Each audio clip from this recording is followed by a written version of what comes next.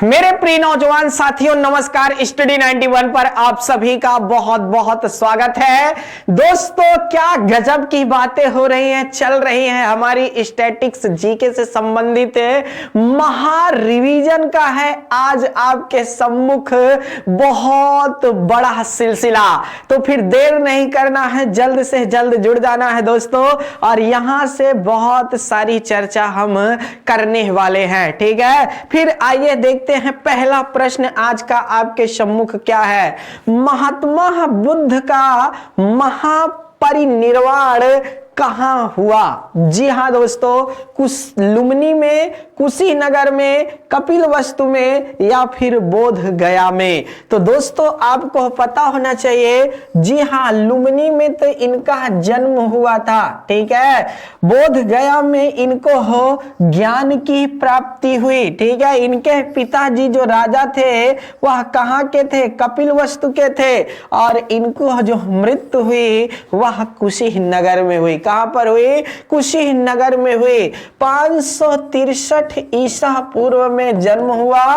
ठीक है ना दोस्तों, जन्म हुआ, और साथ ही साथ 483 ईसा पूर्व में मृत्यु हुई। जी हां, कितने वर्ष की अवस्था में? 80 वर्ष की आयु में इनकी मृत्यु हुई थी। क्या? तो जल्दी से बता दीजिए मेरे दोस्तों, एकदम सही है। ठीक है, महापरिनिर्वाण कहा जाता है, महाभिनिष्क्रमण कहा जाता है। क्या? महाधर्म चक्र प्रवर्तन कहलाता है। क्या? इनका प्रथम उपदेश धर्म चक्र प्रवर्तन कहलाता है। ठीक है, जब ये उपदेश देते हैं महाभिनिष्क्रमण, जी हां दोस्तों, जब गृह त्याग करते हैं, ज्ञान की प्राप्ति होती है, तो क्या है दोस्त, ऐसे बहुत सारे नाम आते हैं महात्मा बुद्ध को लेकर। लाइट ऑफ एशिया कहा जाता है राजा शुद्धोधन, माता जी हां महामाया, मौसी गौतमी प्रजापति, पुत्र राहुल। आपने देखा होगा, तो यहां से भी प्रश्न पूछे जाते हैं, तो यह अपने आप में बहुत महत्वपूर्ण है।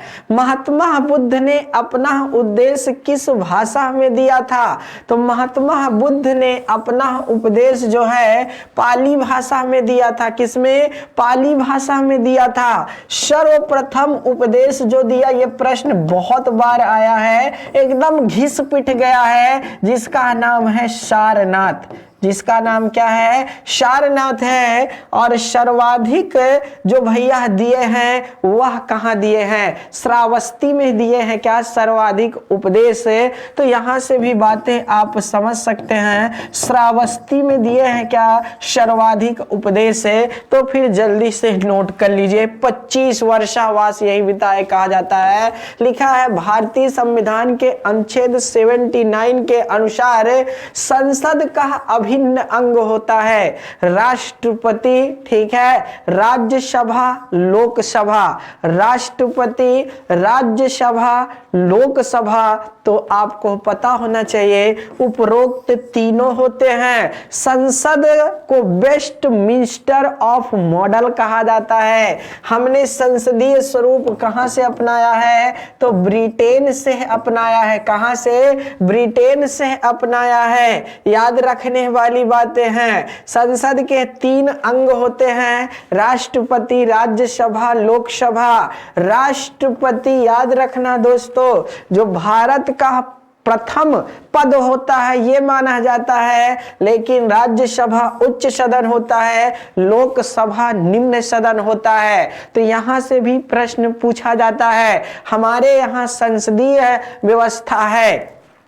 आगे देखते हैं दोस्तों, फतेहपुर सीकरी का इबादत खाना क्या था? वह कमरा जिसमें विभिन्न धर्म वाले कुलीन जन धार्मिक बातों को विचारार्थ जमा होते थे। अकबर का निजी प्रार्थना कक्ष या फिर राज परिवार के इस्तेमाल के लिए मस्जिद, वह भवन जिसमें विभिन्न धर्मों के विद्वानों के साथ अकबर चर्चा करता था। जी हाँ दोस्तों, यही है ये प्रश्न का आंसर। यूपी टेट अभी हाल ही में जो हुआ है, यूपी टेट, उसमें यह प्रश्न आ चुका है मेरे दोस्त। अभी हाल ही में इबादत खाना का निर्माण कहाँ है? तो दोस्तों इबादत खाना जो बनवाया गया था वो कहाँ है? फतेहपुर सीकरी में है। यही प्रश्न था, जाकर देख लीजिए यूपी टेट में जो लोग सम्मिलित हुए हैं। तो इबादत खाने में क्या होता था दोस्तों, जिसमें विभिन्न धर्मों के, विभिन्न धर्म मतलब अकबर किस धर्म से संबंधित थे? तो इस्लाम धर्म से। तो विभिन्न धर्म क्या हो गए दोस्तों, जैसे हिंदू धर्म हो गया, सिख धर्म हो गया, पारसी धर्म हो गया, ईसाई धर्म हो गया, बौद्ध धर्म हो गया, जैन धर्म हो गया। यही सारे धर्म तो हैं और कहीं से अलग थोड़ी है दोस्तों। तो इन्हीं सभी धर्मों से संबंधित चर्चाएं की जाती थी। जी हाँ दोस्तों, दीन ए इलाही समझे होंगे या सुने होंगे। दीन ए इलाही जो शुरू किया था वह अकबर ही ने शुरू किया था और इसी दीन ए इलाही के नाम पर प्रयागराज का नाम इलाहाबाद पड़ा था। यह बातें शुरू होना चाहिए। और जो अकबर का किला हमारे प्रयागराज में है, यहां ध्यान दीजिएगा। दोस्तों राजस्व लेखपाल नया बैच प्रारंभ है। राजस्व लेखपाल नया बैच प्रारंभ है। आप सभी लोग इसमें अपनी भागीदारी दर्ज करा सकते हैं। जी हाँ दोस्तों, इधर सुपर टेट की जबरदस्त वैकेंसी आई हुई है। क्या? सुपर टेट की जबरदस्त वैकेंसी आई हुई है और यहां से भी बहुत सारे, जी हाँ दोस्तों, लड़ाइयां लड़ी जा रही हैं। बहुत सारी क्या है, लड़ाइयां लड़ी जा रही हैं। तो इनको भी ध्यान में रख करके काम करते रहिए। चलिए दोस्तों, लिखा क्या है, राज्यसभा में अधिकतम सदस्यों की संख्या कितनी होती है? राज्यसभा में अधिकतम सदस्यों की संख्या कितनी हो सकती है दोस्तों? तो 250। कितना? 250 सदस्य हो सकते हैं, जिसमें से 245 सदस्य वर्तमान में हैं। ठीक है ना दोस्तों? और इन वर्तमान में से आपके 12 सदस्य मनोनीत होकर के आते हैं। क्या? मनोनीत होकर के आते हैं। बाकी बचे 233 सदस्य, जी हाँ दोस्तों, निर्वाचित होकर के आते हैं। कैसे निर्वाचित होकर के आते हैं? तो यहां से भी बातें समझ सकते हैं। जबकि लोकसभा में कितना है, 545 थे, लेकिन अधिकतम 552 थे। क्या दोस्तों? जी हाँ, लेकिन अब 550 ही रह गए हैं और आंग्ल भारती को जब समाप्त कर दिया गया तो यहां पर भी संख्या घट करके 543 आ गई है। कितना? 543 आ गई है। बेटा अब इतने अच्छे सेशन में भी अगर वीडियो को लाइक और शेयर नहीं करोगे तो फिर मजा ही किस काम का? ठीक है, भीम सर के साथ जुड़े रहो, तो थोड़ा एक्टिव रहो यार, तब मजा आता है। जी हाँ, फ्लो में पढ़ने का। आज आपको भले लग रहा होगा कि सर धीमा पढ़ा नहीं रहे, तेज पढ़ा रहे हैं, लेकिन दोस्तों जब इस वीडियो की महत्ता को आप समझेंगे और आपको स्पीड तेज करने की जरूरत नहीं है। जो लोग बढ़ा करके स्पीड देखते हैं वहां जरूरत ही नहीं है आपको।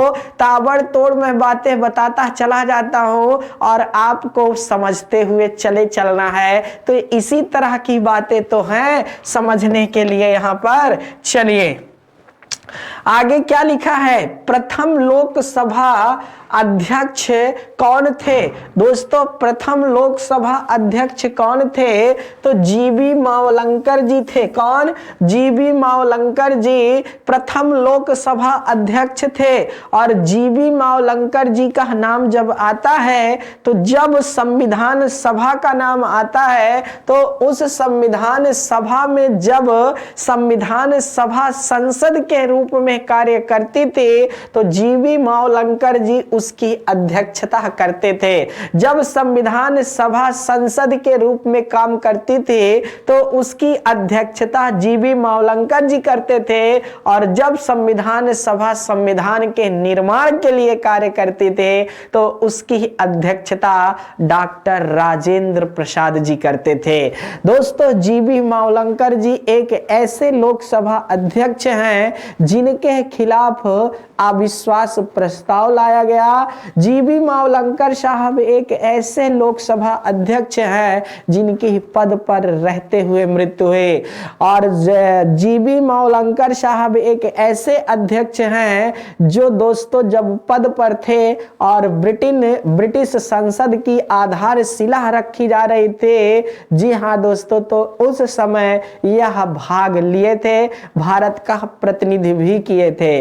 और आपको पता होना चाहिए दोस्तों, जीबी मावलंकर एक बहुत ही महत्वपूर्ण लोकसभा अध्यक्ष के रूप में जाने जाते हैं। भले वर्तमान में लोकसभा अध्यक्ष आपके ओम बिरला जी हैं। 17वीं लोकसभा जो चल रही है इसके लोकसभा अध्यक्ष कौन है? तो वो ओम बिरला जी हैं। इनसे पहले सुमित्रा महाजन जो द्वितीय लोकसभा महिला अध्यक्ष है, उनसे पहले जो है दोस्तों आपकी मीरा कुमार जी जो एक महिला थी, प्रथम लोकसभा अध्यक्ष के रूप में पद को आसीन की थी, उनका भी नाम आता है। तो यहां से ध्यान दीजिएगा, लोकसभा अध्यक्ष के जो पद का, जी हाँ दोस्तों, निर्वाचन से संबंधित उल्लेख होता है वह भारतीय संविधान के अनुच्छेद 93 में है। लोकसभा अध्यक्ष, याद रखिएगा दोस्तों, जो नवनिर्वाचित लोकसभा के सदस्य आए हैं उन्हीं में से एक सदस्य को बनाया जाता है। लोकसभा के अध्यक्ष का चुनाव संसद के सदस्यों द्वारा किया जाता है, वह भी कौन? लोकसभा के सदस्यों के द्वारा किया जाता है। याद रखिएगा दोस्तों, यहां पर यह नहीं कि सबसे वरिष्ठतम सदस्य ही लोकसभा अध्यक्ष बने, ऐसा नहीं होता है। लोकसभा अध्यक्ष जब पद पर बैठता है तो उसके लिए पक्ष और विपक्ष दोनों बराबर होते हैं। लोकसभा अध्यक्ष के सम्मुख ही लोकसभा के सदस्यों के जो अर्थात भाषण होते हैं या फिर दोस्तों कानून से संबंधित कोई बिल है वहां से पास होता है, वह सब लोकसभा अध्यक्ष के द्वारा होता है। लोकसभा के अध्यक्ष, जी हाँ दोस्तों, लोकसभा के सदस्यों की योग्यताओं को कुछ दिन के लिए निलंबित कर सकते हैं। यह बातें आपको पता होना चाहिए दोस्तों। यहां से लोकसभा के अध्यक्ष लोकसभा सत्र को स्थगित कर सकते हैं, विघटन नहीं कर सकते हैं। ये बहुत सारे पावर लोकसभा अध्यक्ष के हैं। फिर आगे बहुत है दोस्तों, समितियों के बारे में चलेंगे तो 2 घंटा बातें करेंगे, बहुत बड़ी बड़ी बातें हैं, ठीक है ना दोस्तों। और संयुक्त अधिवेशन वाला भी उल्लेख है, और साथ ही साथ दोस्तों वित्त विधेयक से संबंधित बातें हैं। लोकसभा के अध्यक्ष में बहुत महत्वपूर्ण बातें हैं, तो इनको ध्यान देते रहा करिए। कुछ बच्चे तो परेशान हो जाते होंगे कि सर बहुत बड़ी बड़ी बातें बता देते, दिमाग से ना उतर जाए। नहीं, उतारना नहीं है दोस्तों। इनमें से कौन भारतीय संविधान सभा का अध्यक्ष था? इनमें से कौन भारतीय संविधान सभा का अध्यक्ष था? देखा जाए दोस्तों, हमारी संविधान सभा जब 6 सितंबर 1946 को आती है तो दोस्तों 9 दिसंबर को संविधान सभा की पहली बैठक होती है। 9 दिसंबर 1946 को संविधान सभा की बैठक होती है। डॉक्टर सच्चिदानंद सिन्हा जी को, जी हाँ दोस्तों, डॉक्टर सच्चिदानंद, ठीक है, सच्चिदानंद सिन्हा जी को क्या किया जाता है? याद रखिएगा, अस्थाई अध्यक्ष बनाया जाता है। अस्थाई अध्यक्ष बनाया जाता है। इनका चुनाव नहीं होता है, याद रखिएगा दोस्तों, या आपका निर्वाचन नहीं होता है। मतलब इनका चुनाव नहीं, सॉरी, इनका निर्वाचन नहीं होता, इनकी नियुक्ति नहीं होती, ना ये तो मनोनीत किए जाते हैं, सिर्फ और सिर्फ इनको चुना जाता है। याद रखना, सर्वसम्मति से सदस्यों द्वारा। तो यहां से भी बातें आप समझ सकते हैं। लेकिन जब 11 दिसंबर को दूसरी बैठक होती है है 1946 में ही, तो डॉक्टर राजेंद्र प्रसाद जी को सर्वसम्मति से इन्हें क्या किया जाता है दोस्तों, अध्यक्ष बनाया जाता है। बहुत अच्छी अच्छी बातें बच्चे बताते रहते हैं। थोड़ा यार बीच ऊच में एक काद गजल वजल भी लिख दिया करो, 4 लाइनें हंसने वाली, उत्तेजित होने वाली, मतलब उत्तेजना आ जाए पढ़ करके। जी हाँ, कहते हैं पुकारो तुम उनको जो तुम्हें याद करते हो, पुकारो तुम उनको जो तुम्हें याद करते हो, गुमसुद क्यों बैठे हो क्योंकि वह तुम्हारा इंतजार नहीं करते हैं। तो दोस्तों कहने का मतलब ये होता है, कभी कभी हम लोग गलत फहमियों में जीते हैं, और जब गलत फहमियों में जीते हैं तो समझ लो दोस्तों बुरा ही बुरा होता है, यह याद रखिएगा। गलत फहमियों को छोड़ दिया करिए, थोड़ा सा विश्वास अपने ऊपर भी कर लिया करिए, ठीक है। आइए है यहां से बात करते हैं जैन धर्म के संस्थापक कौन थे। देखिए दोस्तों यहां तो बहुत गजब का प्रश्न दे दिया है, लेकिन प्रश्न फंसाने वाला दे दिया है। यहां पर देखना यह है कि बहुत सारे बच्चे ये कहेंगे कि जैन धर्म के संस्थापक महावीर स्वामी हैं, और नो डाउट ये बात तो हम भी पढ़े कि जैन धर्म के संस्थापक महावीर स्वामी हैं, लेकिन वहां एक लाइन और लिखी थी कि जैन धर्म के जो महावीर स्वामी जी हैं वास्तविक संस्थापक हैं। क्या हैं? वास्तविक संस्थापक माने जाते हैं, लेकिन ये 24वें तीर्थंकर थे। कितने? 24वें नंबर के तीर्थंकर थे। तो आधारशिला किसने रखी? आधारशिला रखी थी ऋषभदेव ने। किसने रखी थी? ऋषभदेव ने रखी थी। तो जैन धर्म के संस्थापक जो थे वह ऋषभदेव थे। जैन धर्म के अंतिम तीर्थंकर या फिर वास्तविक, जी हाँ, आधारशिला रखने वाले महावीर स्वामी जी थे। ठीक है, कौन थे? महावीर स्वामी जी थे। तो क्या, तो यहां से भी बातें आप बता दीजिए दोस्तों, जल्दी से बताइएगा। है महत्वपूर्ण बातें, ठीक है महत्वपूर्ण बातें। तो कई बार लोग गड़बड़ा जाते हैं, ठीक है, कई बार लोग क्या होता है गड़बड़ा जाते हैं। तो गड़बड़ाइएगा नहीं मेरे भाई, जैन धर्म पहले से आधारशिला रखे थे। अब आप जानते हैं दोस्तों, राजा सिद्धार्थ का नाम सुना होगा, माता त्रिशला का नाम सुना होगा, यशोदा का नाम सुना होगा, अन्नोजा प्रियदर्शनी का नाम सुना, इनकी पुत्री, और दामाद जमाली का नाम आपने सुना होगा। ठीक है, 30 वर्ष की अवस्था में गृह त्याग किए। ठीक है, आप जानते हैं महावीर स्वामी।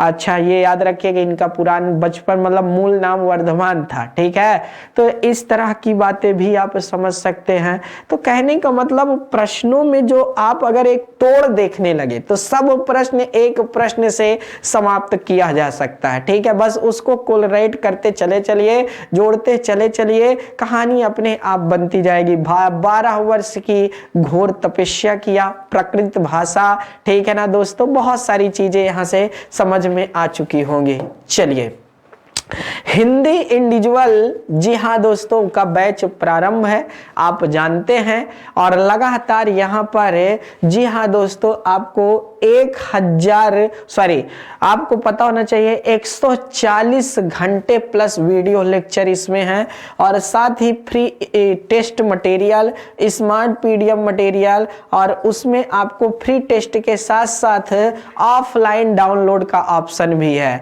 इधर आपका दोस्तों सुपर टेट का भी बैच प्रारंभ है, और इसमें आप जानते हैं दोस्तों कि बहुत बड़ी बड़ी बातें हैं लिखी हुई हैं। आगे क्या लिखा है? विश्व स्वास्थ्य दिवस कब मनाया जाता है? देखिए दोस्तों, आपको पता होना चाहिए WHO जी हाँ दोस्तों, वर्ल्ड हेल्थ ऑर्गेनाइजेशन WHO 7 अप्रैल को मनाया जाता है। क्या दोस्तों? विश्व स्वास्थ्य दिवस। जी हाँ दोस्तों, तो विश्व स्वास्थ्य दिवस मनाया जाता है कब?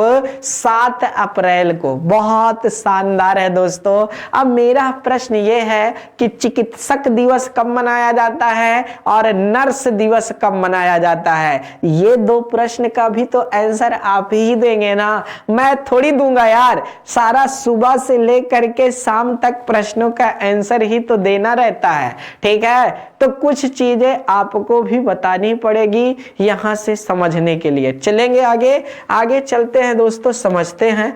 लिखा है विश्व शांति दिवस कब मनाया जाता है? शांति, ठीक है ना दोस्तों। एक मूवी आई थी, अगर आपको याद हो, राज्यपाल यादव साहब की, ठीक है। वो हीरोइन का नाम तो मुझे नहीं पता है, लेकिन हीरोइन का नाम मतलब शांति ही रहता है। राजपाल यादव जी बैंक में कर्मचारी रहते हैं और आपको पता होना चाहिए इतना कॉमेडी इस मूवी में है भाई, ठीक है, कि हंसते हंसते मैं तो परेशान हो गया था। याद रखिएगा, एक मैं कई मूवियां देखी हैं कॉमेडी वाली, बहुत सारी मूवी देखा हूं, जैसे धमाल हो गया, ढोल हो गया, ठीक है, फिर हेरा फेरी, हेरा फेरी, ठीक है, धमाल का पार्ट 1 पार्ट 2, ठीक है, फिर इसके बाद आपका नहीं दोस्तों भागम भाग, हंगामा, और इधर आपका नहीं दोस्तों ये सब। तो कहने का मतलब जब इस तरह की मूवी हमने देखी तो अच्छा लगता है, ठीक है ना दोस्तों। कुछ चीजें हंसाने को मिलती हैं, कुछ बहुत गुनगुनाने को मिलती हैं और कुछ सीख दे करके जाती है मूवी। हमेशा याद रखना, कोई भी चीज जब बनता है तो वह किसी कहानी पर आधारित होता है और उससे हमें सीख मिलती है कि हमें समाज में कैसा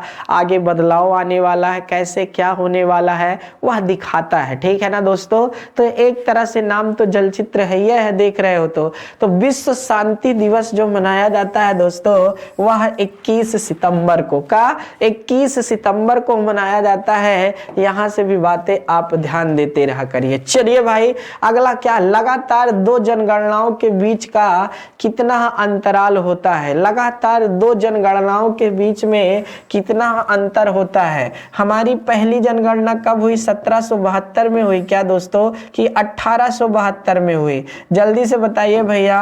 तो कहानी यहां से स्टार्ट होती है, विधिवत जनगणना की शुरुआत यहां से होती है। तो 1881 देखे होंगे, 1891 देखे होंगे, जी हाँ दोस्तों, 1901 देखे होंगे। तो कहने का मतलब ये 2 जनगणनाओं के बीच में कितना अंतर है? 10 वर्षों का है ना। कितना? 10 वर्षों का है दोस्तों, ये याद रखिएगा। तो 10 वर्ष टिक कर लीजिए। लॉर्ड मेयो के शासन काल में हमारे यहाँ जनगणना शुरू हुई थी।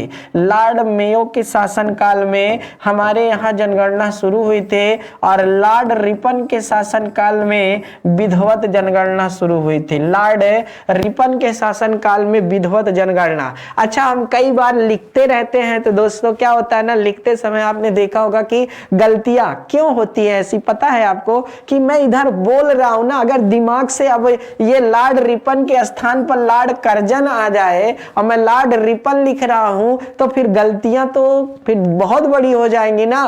तो ये जो मैं बोलता रहता हूं, दिमाग इस पे रहता है, इधर हाथ भी चलाने का प्रयास करता हूं, ठीक है ना। 3 इडियट के, जी हाँ, कौन ईरानी साहब है, क्या नाम है उनका, ठीक है ना दोस्तों, उन्हीं की तरह सोचता हूं चलाऊं, लेकिन हो ही नहीं पाता है। आगे लिखा है आलार कलाम कौन थे? बुद्ध के गुरु थे।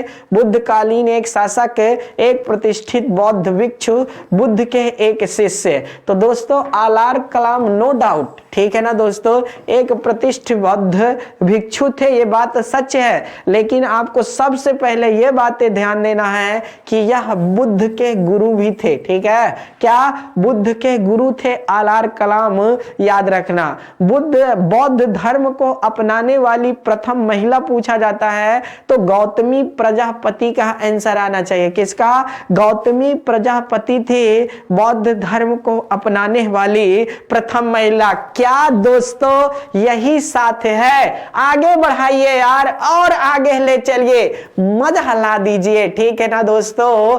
कहते हैं उनकी निगाहों में ऐसा, जी हाँ दोस्तों, तीर चला, जी हाँ, ना इधर गया ना उधर गया। उनकी निगाहों से एक तीर चला, ना इधर गया ना उधर गया, और जब हमारे है दिल पर भी नहीं लगा तब किधर गया। ठीक है ना दोस्तों, तो ऐसे भी अच्छे वाक्य निकल करके आ जाते हैं। आप लोगों को जब देखता हूं तो हंसी कहा मजा आ जाता है दोस्तों। बहुत सारे बच्चे बहुत हंसते रहते हैं, अच्छा लगता है, गुड लाफिंग। और जितने भी सारे बच्चे कह रहे हैं प्लीज लाइक शेयर सब्सक्राइब, वो बहुत अच्छा साथ देते हैं। अच्छा, मैं कई बच्चों को ऐसे जानता हूं कि जो मेरे छोटे छोटे वीडियो, जैसे मैं कोई शायरी कहता हूं या कोई प्रेरणा वाली बात बताता हूं, तो वीडियो का कटिंग कर लेते हैं। ठीक है, और कटिंग करके बहुत ज्यादा क्या है ना दोस्तों, स्टेटस में लगाते हैं, साथ ही साथ है बच्चों के पास भेजते हैं। एक दिन मेरे पास 2-3 बच्चे भेजे। ठीक है, मुझे देख करके इतना मतलब अंदर से, जी हाँ दोस्तों, अच्छा लगा कि मैं आपको कुछ कह नहीं सकता हूँ। वो प्यार, वो हंसने, मेरे आंखों से अश्रु निकल आए कि बताइए बच्चे इतना प्यार करते हैं, हमें कितना और मेहनत करना चाहिए कि इन सब बच्चों को, जो मेरे भाई बहन जैसे मेरे दोस्त हैं, मेरे नौजवान साथी हैं, इनको सिलेक्शन ना दिलाएं। क्यों ना दिलाएं? ठीक है, तो इसीलिए दिन रात मेहनत करके और अच्छे से नहीं प्रयास करते हैं। ठीक है ना दोस्तों, तो आइए चलते हैं आगे, बात करते हैं। तो गौतमी प्रजापति थी इनकी मौसी जी, जो पहले धर्म को अपनाने वाली महिला थी, और जैन धर्म में उनके दामाद थे, याद रखिएगा। ऑनलाइन टेस्ट सीरीज आपका CBT 2 का मात्र 299 में, और रेलवे ग्रुप डी मात्र 249 रुपए में आपको उपलब्ध है। आप सभी लोग इसको ले सकते हैं। आगे क्या लिखा है दोस्तों? लिखा है महावीर का प्रथम अनुयायी, अच्छा, महावीर का प्रथम अनुयायी कौन बना? क्या बात है दोस्तों। तो यहां महावीर का मतलब क्या हुआ? महावीर का मतलब हुआ जैन धर्म। ठीक है, महावीर का मतलब यहां ये हुआ महावीर द्वारा कही गई बातें। ठीक है, महावीर द्वारा जो उपदेश दिया गया उसको स्वीकार सबसे पहले किसने द्वारा? महावीर द्वारा दिया गया उपदेश। ठीक है, सबसे पहले कौन माना? तो याद रखना उनके दामाद, जी हाँ, जमाली ने माना था। अन्नोजा प्रियदर्शनी उनकी पुत्री थी, वो नहीं मानी थी, पहले दामाद साहब माने थे। तो कभी कभी ससुर दामाद में बहुत बड़े संबंध भी बन जाते हैं, याद रखिएगा। मैं ऐसे कई रिश्तों को जानता हूं जो काफी ज्यादा प्यारे हैं। ठीक है, ठीक है, तो कहते हैं दोस्तों, घर ससुराल में साली का, घर में घरवाली का, ठीक है ना, और मकान में खाली रहने का बड़ा ही स्थान होता है। ऐसे मतलब मैं गांव में रहता था तो ऐसे लोग सुनाते थे, बड़ी अजीब अजीब बातें सुनाते थे, तो बड़ा कहते थे क्या बोल रहे हैं लोग, अजीब अजीब। अभी भी आपको गांव में ऐसे लोग बोलते हैं। जब गांव में क्या होता है ना, कोई की साली लोग आ जाती हैं तो बोल के उनका उल्लास करे, और वो भी मजा लेते हैं, साली जी भी। ठीक है, तो यार भैया हाथ जोड़ते हैं, थोड़ा सा साली जी हैं, समझा करिए। चलिए आगे आइए।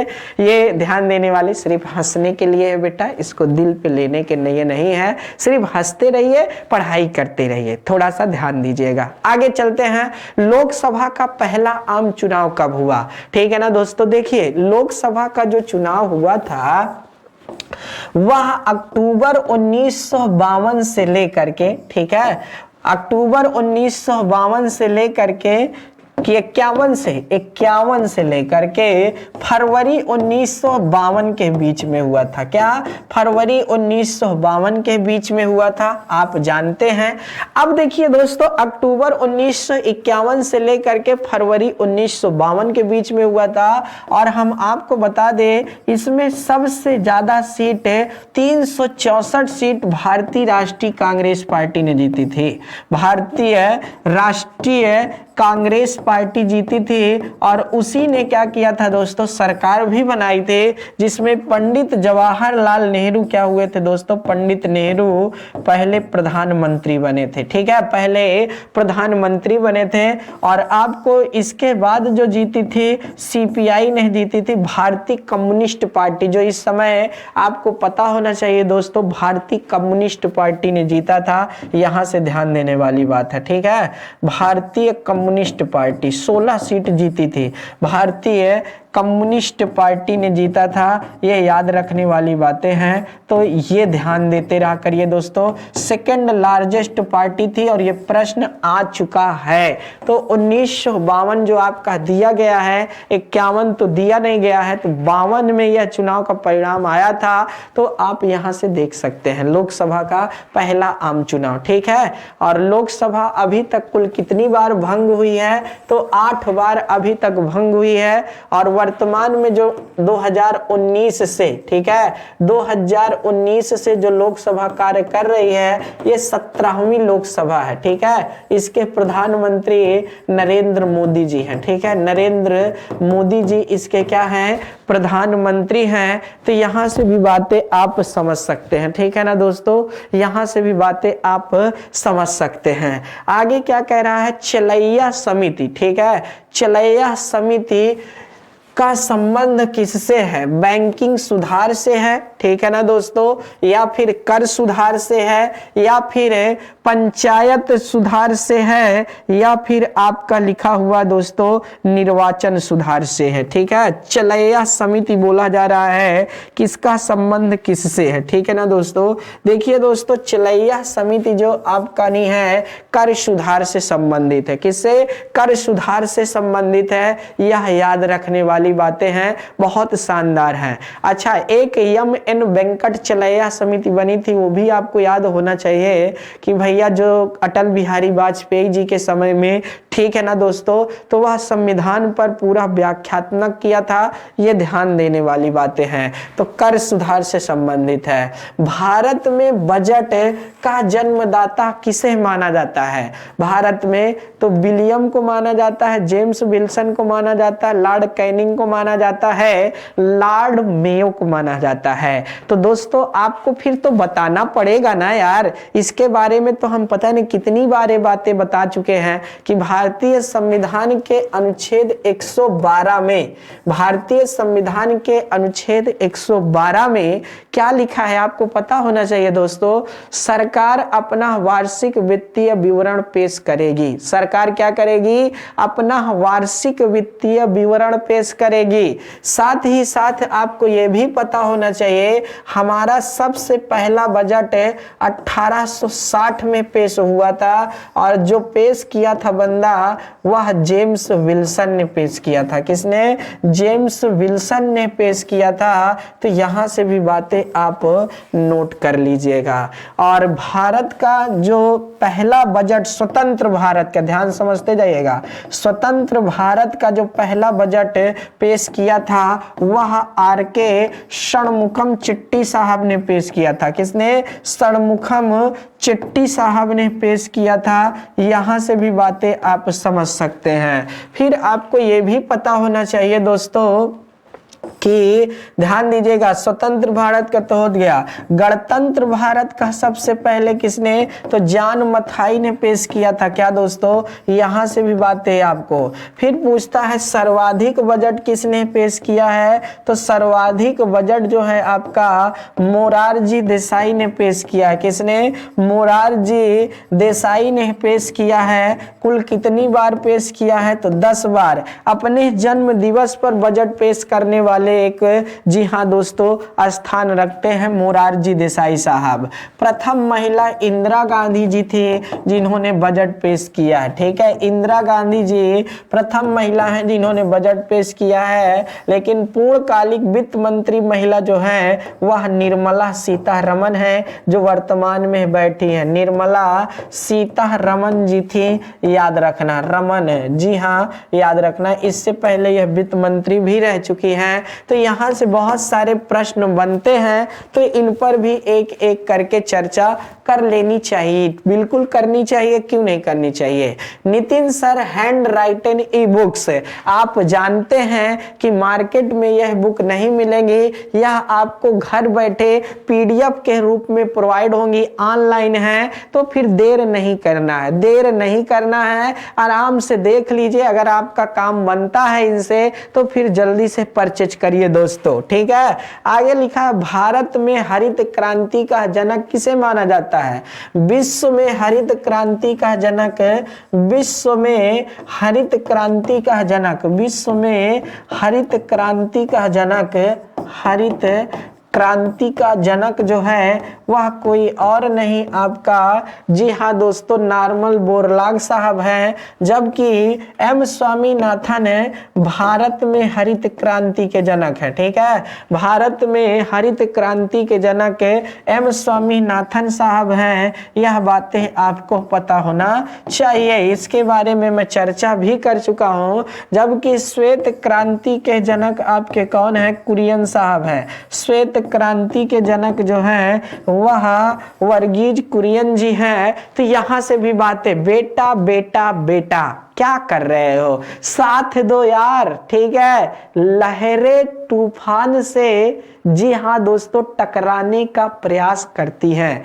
लहरें तूफान से टकराने का प्रयास करती हैं तो आप के जीवन में, जी हाँ दोस्तों, असफलता की कहानी लिखने का प्रयास करती हैं। कौन करती है दोस्तों? जो आपकी शिक्षा है। तो उसमें पार लगाने के लिए आपको ही पार का नवैया बनना पड़ेगा, कोई दूसरा नहीं बनेगा। याद रखिएगा, जिस तरह लहरें तूफान से टकराती हैं, तेजी तेजी से घाटों से टकराती हैं, उसी तरह आपके जीवन में निराशा की भी लहर बहुत ज्यादा है, लेकिन उसमें सिर्फ और सिर्फ पार आप स्वयं लगा सकते हैं, कोई और नहीं लगा सकता है। लेकिन दोस्तों, अगर एक गुरु कह रहा है तो मान लीजिए, फिर आगे बढ़ते रहिए। संथारा प्रथा निम्नलिखित में से किस संप्रदाय से संबंधित है? जैन से, शैव से, शाक्त से, वैष्णव से?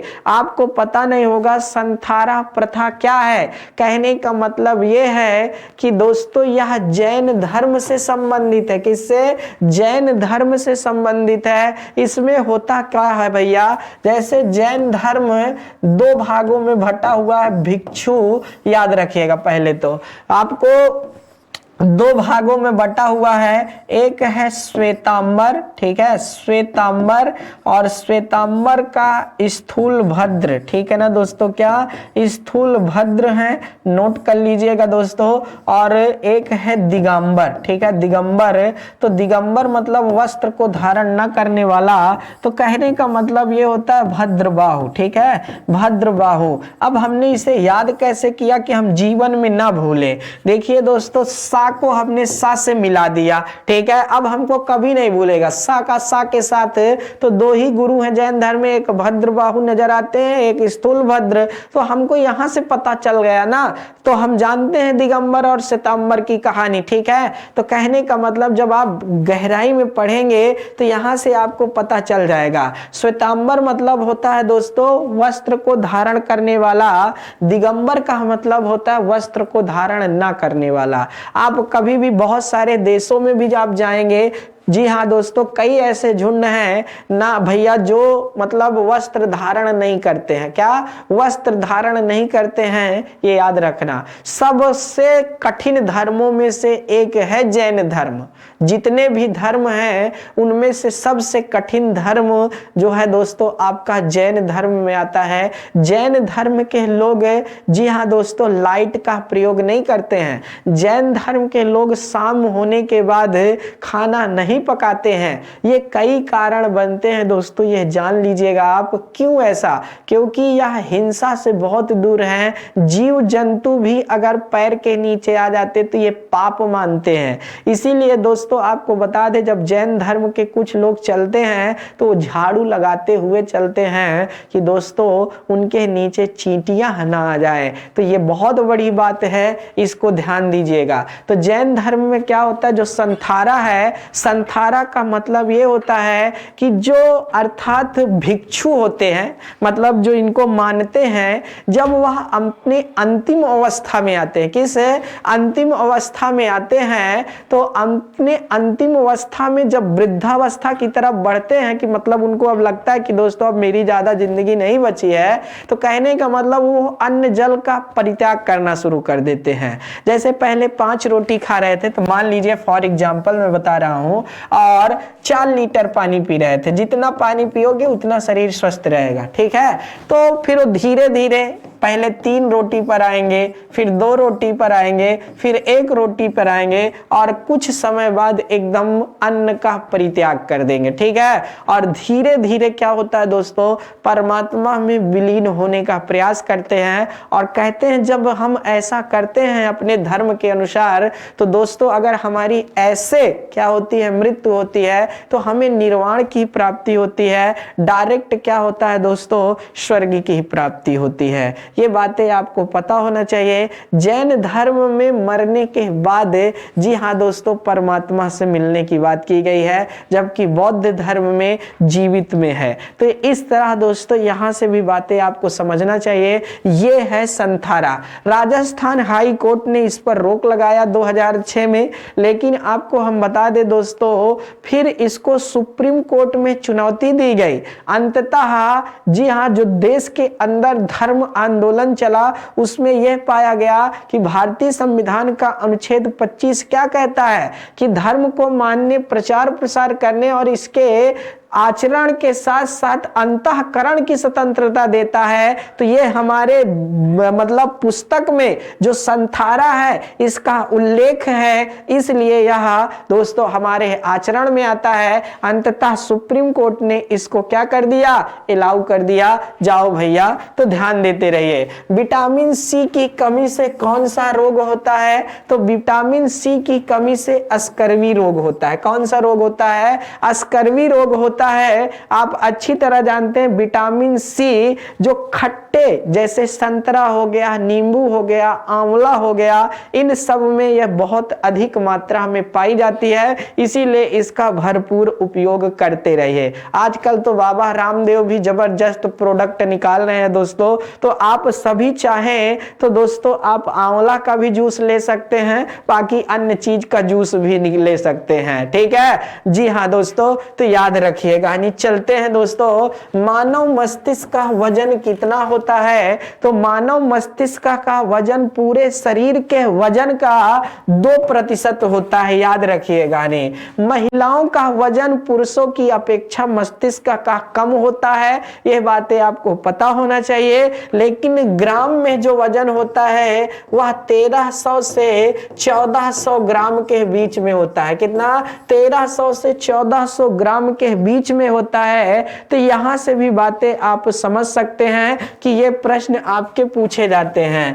28 खोपड़ियों में अस्थियां होती है। जो ये हमारा खोपड़ी है इसमें 28 अस्थि होती है, जिसमें से 8 कपाल, जो कपाल का निर्माण करती हैं वह 8 रहती हैं। जी हाँ दोस्तों, तो यहां से भी बातें समझ सकते हैं। आगे लेखपाल से संबंधित जो हमारी ग्राम समाज और विकास से संबंधित पुस्तक 30 मॉडल टेस्ट पेपर आई है वह मार्केट में आ चुकी है, आप जा करके ले सकते हैं। मानव शरीर में, मानव शिशु के शरीर में जी हाँ दोस्तों कितनी हड्डियां होती हैं, ठीक है ना दोस्तों, शिशु के शरीर में। तो जाहिर सी बात है एक स्वस्थ मनुष्य के शरीर में 206 अस्थियां होती हैं। कितना, 206 अस्थियां होती हैं। तो यहाँ शिशु के पूछा है दोस्तों, तो जाहिर सी बात है शिशु के में ज्यादा रहती हैं, शिशु में ज्यादा अस्थियां रहती हैं। जैसे जैसे शिशु बड़ा होता है अस्थियां क्या होती जाती है दोस्तों, उसी में कुछ जुड़ जाती हैं, कुछ विलुप्त हो जाती हैं। तो ये है दोस्तों 270, ठीक है, 270 के आसपास बताई जाती हैं। कई बुकों में कई तरह के दिया है। मानव शरीर की सबसे छोटी हड्डी, ठीक है, कहां पाई जाती है या फिर कौन है, तो दोस्तों सबसे छोटी हड्डी है तो चिंदी चोरी वाला प्रश्न है, बचपन से हम लोग पढ़ते आ रहे हैं और इसमें भी बच्चे कई गलत आंसर देने लगते हैं। तो दोस्तों जो आप कहानी छोटी हड्डी कौन सी है, तो देखने वाली बात है। मानव शरीर में सबसे छोटी हड्डी कौन सी है? तो जो इस लिखा है ना ट्रेपेजियम लिखा है ना, तो जो आपका क्या होता है दोस्तों, स्टेपीज होता है, वह सबसे छोटी हड्डी होती है। जो फीमर होती है, मतलब जो जंघा में पाई जाती है, वह सबसे बड़ी हड्डी मानी जाती है। छोटी हड्डी जो है कान में पाई जाती है। किसमें? कान में पाई जाती है। इसीलिए क्या होता है, देखे होंगे जब पापा लोग घर पे नाराज होते थे ना और दबा के कान मुरेरते थे तो चटर चटर बोलती भी थी क्या? तो कहने का मतलब ये होता है दोस्तों कि आप समझ सकते हैं कि ये छोटी हड्डियों में है। एक खगोली एकक, जी हाँ दोस्तों, जो 1 एस्ट्रोनॉमिकल यूनिट होता है वह क्या होता है? तो पृथ्वी और सूर्य के बीच की जो दूरी होती है उसी को हम लोग खगोली एकक या फिर खगोली इकाई के नाम से जानते हैं। ठीक है, तो पृथ्वी और सूर्य के बीच की दूरी होती है, पृथ्वी और सूर्य के बीच की दूरी अधिकतम 15.21 करोड़ किलोमीटर है, बाकी न्यूनतम 14.7 करोड़ किलोमीटर है और औसतन दूरी 14.96 करोड़ किलोमीटर के आसपास है। यूनिंग स्टार किस ग्रह को कहते हैं? तो यूनिंग स्टार आपको पता होना चाहिए, शुक्र को कहते हैं। यूनिंग स्टार हो या मॉर्निंग स्टार हो या सबसे चमकीला स्टार हो, यह शुक्र को ही कहा जाता है। किसको कहा जाता है? शुक्र को कहा जाता है। और आप जानते हैं शुक्र में अभी हाल ही में, जी हां दोस्तों, एक बहुत गजब की गैस पाई गई है जिसका नाम कोई बताएगा? मैंने आपको बताया था, अगर आपको याद हो। और ये एलियन के ही जन्मदायक मानी जाती है। साथ ही साथ एलियन एक मूवी आई थी पीके करके, याद हो अगर आप देखे हो आमिर खान साहब की, तो वहां पर इस मूवी का क्या है दोस्तों, चर्चा जबरदस्त किया गया है। और इस तरह आप एक मूवी और आई थी जोकर, अक्षय कुमार साहब की, देखिएगा, उसमें जबरदस्त एलियन के बारे में बताया गया है। तो आप यहां से भी बातें समझ सकते हैं। तो शुक्र है, ठीक है ना दोस्तों, शुक्र है। जो गैस का नाम है वो है फास्फीन, जो गैस खोजी गई है वह है फास्फीन। तो जल्दी से देखते रहा करिए दोस्तों। लेखपाल से संबंधित सामान्य हिंदी की 30 मॉडल टेस्ट वाली पुस्तक मार्केट में आ चुकी है, जाकर परचेज कर लीजिए। किसी स्थान का मानक समय निर्धारित करने का आधार होता है क्या दोस्तों? तो प्रधान मध्य रेखा, ठीक है, प्रधान मध्य रेखा होती है। यह बातें आपको पता होना चाहिए कि प्रधान मध्य रेखा की वजह से ही क्या होता है दोस्तों, किसी स्थान की, जी हां दोस्तों, एक क्या है, समय निकाला जाता है। प्रधान मध्य रेखा ध्यान में रख करके जो पृथ्वी को 2 बराबर बराबर ये पूर्वी और ये पश्चिमी भाग में बांटती है। अगला क्या है, भूमध्य रेखा गुजरती है, कैमरून से गुजरती है, जी हां, कोस्टारिका से गुजरती है, केन्या से गुजरती है, वेनेजुएला से गुजरती है। तो दोस्तों यहां पर कोस्टारिका लिखा हुआ है क्या, ये बातें आपको पता होना चाहिए, या फिर दोस्तों केन्या से। तो दोस्तों आपको पता होना चाहिए केन्या से गुजरती है, इंडोनेशिया से भी गुजरती है। यहां पर बहुत सारे देश, कांगो हनन है। मैना लोवा एक सक्रिय ज्वालामुखी है। ये कहां की सक्रिय ज्वालामुखी है? तो हवाई द्वीप की है, ठीक है ना दोस्तों। हवाई द्वीप में 2 सक्रिय ज्वालामुखी है, एक किलायु है, यह विश्व की सबसे सक्रिय ज्वालामुखी में आती है, और मौना लोवा दूसरी है, ठीक है। अगला है संसार की छत किसे कहा जाता है? बहुत चिंदी, रिवीजन क्लास है दोस्तों, जल्दी से दे दीजिए, ठीक है। बहुत शानदार, देखिए क्या मजा आ रहा है ना, अच्छा लग रहा है। सब लोग जब देते हैं कहते हैं सर संसार की छत हमारे पापा जी हैं। अच्छा है यार, बड़ा अच्छा लगता है देख करके, बड़ा मजा आता है। संसार की छत पामीर के पठार को कहते हैं, याद रखिएगा दोस्तों। तो यहां से भी बातें निकल करके आती हैं। जाहिर सी बात है, माता पिता से बड़ा छत्र कोई हो ही नहीं सकता है ना। जो बच्चों ने आंसर दिया एकदम गजब का आंसर दिया है, ठीक है, लेकिन वहां पापा जी नहीं लिखे हैं। सबसे बड़ी बात तो ये है ना, अब किसके पापा को एग्जामिनर लिखेगा, ठीक है। तो 30 सामान्य ज्ञान के मॉडल टेस्ट पेपर से जानकारी भी आपको बुक आ चुकी है, ले सकते हैं। सवाना का सर्वाधिक विस्तार, सवाना एक उष्णकटिबंधीय क्षेत्र होता है, मतलब उष्णकटिबंधीय घास का मैदान होता है, जिसका विस्तार विषुवत रेखा से 30 डिग्री ऊपर 30 डिग्री नीचे होता है। विषुवत रेखा से 30 डिग्री ऊपर और 30 डिग्री नीचे होता है, उसको हम लोग क्या कहते हैं? सवाना घास का मैदान कहते हैं। क्या कहते हैं? सवाना घास का मैदान कहते हैं। तो आप जानते जानते हैं अफ्रीका सर्वाधिक उष्णकटिबंधीय है। जी हाँ दोस्तों है, इसलिए यहां से देख सकते हैं लिखा है दक्षिणी अमेरिका का चौड़ा वृक्ष रहित घास मैदान कहलाता है। ठीक है, अमेरिका का चौड़ा जो वृक्ष रहित घास मैदान है दोस्तों क्या कहलाता है, वो भी दक्षिणी अमेरिका का। लिखा है सेलवास कहा जाता है या फिर पंपास कहा जाता है या पेरिज कहा जाता है या फिर एस्टेपीज।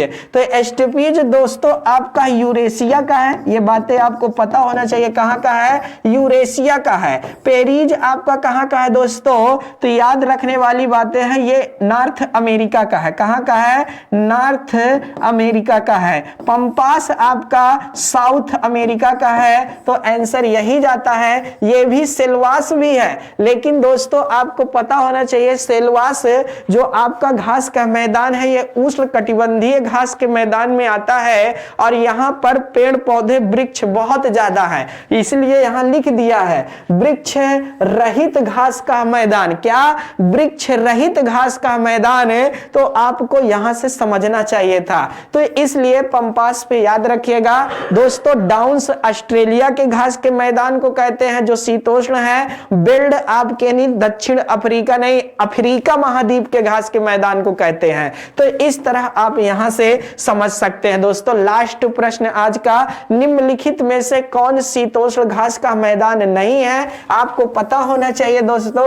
जैसे यह विषुवत रेखा है, विषुवत रेखा के 30 डिग्री नॉर्थ और 30 डिग्री साउथ में जो घास के मैदान पाए जाएंगे वह उष्ण होंगे, बाकी इसके नीचे वाले शीतोष्ण होते हैं। तो यहां पर जो सवाना लिखा हुआ है, सवाना उष्णकटिबंधीय घास का मैदान है, बाकी आपके पंपास है, बिल्ड है, डाउन्स है, ये कैसे है, तो शीतोष्ण। ये बहुत महत्वपूर्ण पॉइंट है, मोस्ट इंपॉर्टेंट में डाल लो, ये जरूर आएगा प्रश्न। तो दोस्तों ये था आज का हमारा सिलसिला सामान्य गणित से संबंधित जो आपका क्या है दोस्तों, अर्थात है पुस्तक आई है 30 मॉडल टेस्ट पेपर वाली, वो मार्केट में उपलब्ध है, आप जा करके इसको परचेज कर सकते हैं। आप सभी लोग हमारे साथ इतनी देर तक जुड़े रहे, अच्छा लगा दोस्तों देख करके। आगे भी आप ऐसे ही जुड़े रहिए, जाते जाते वीडियो को लाइक और शेयर कर दीजिए। फिर मिलेंगे एक नए आयाम के साथ। बहुत बहुत धन्यवाद।